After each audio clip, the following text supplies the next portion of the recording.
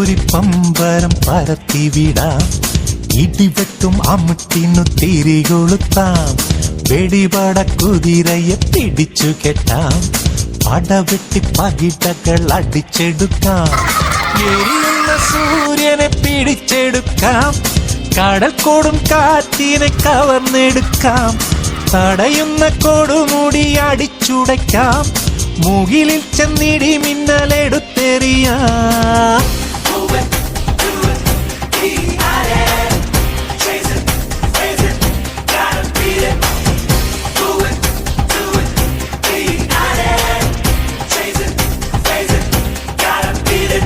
തീപ്പൊരി പമ്പരം പരത്തിവിടാം, ഇടിവെട്ടും അമുട്ടിനു തിരികൊളുത്താം.